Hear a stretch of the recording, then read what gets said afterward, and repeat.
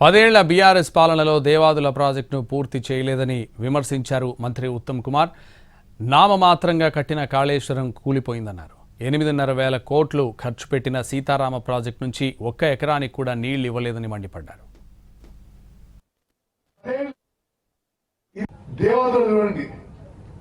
వాళ్ళ 10 ఏళ్ల హయాంలో దేవాదుల ప్రాజెక్టు పూర్తి చేయలేదు. ఇప్పుడు ఆ పెద్ద మనుషులు మాట్లాడుతుంటే సిగ్గుపడాలి. మీకు ఒక లెక్క చెప్తున్నాను.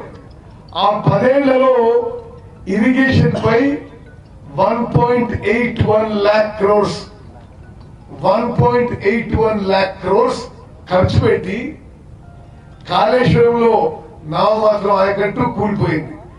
దేవాదుల వాళ్ళు అధికారంలో వచ్చిన రోజు పెండింగ్ లో ఉండే, వాళ్ళు దిగిపోయిన రోజు కూడా పెండింగ్ ఉండే. మరి ఈ సీతారాం సాగర్ ప్రాజెక్ట్ విషయంలో 8.5 కోట్లు ఖర్చు పెట్టిర్రు, 1 ఎకరా కూడా ఆయకట్టు ఇవ్వలే. మరి ఇది వాళ్ళ ఘనకార్యం అని చెప్పి నేను మనం చేస్తున్నా. అదేవిధంగా అటు కృష్ణానది జలాలు చూసినా మరి పాలమూరు రంగారెడ్డి ప్రాజెక్టు మీద 27,500 కోట్లు ఖర్చు పెట్టి 1 ఎకరం కూడా ఆయకట్టు కొత్తగా ఇవ్వలే.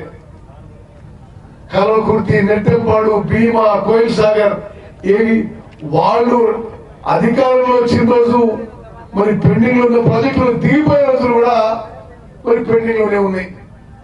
అదేవిధంగా ఎస్ఎల్బిసి టనల్ పనులు, డిండి వర్క్స్, గౌరవెల్లి రాష్ట్రంలో మరి వాళ్ళు పూర్తి చేసిన ప్రాజెక్ట్ ఒక్కటి కూడా లేదు. ఇది సీతారామ సాగర్ ప్రాజెక్ట్ కూడా వాళ్ళ పనితీరు నిదర్శనం చెప్పి మనం చేస్తాం.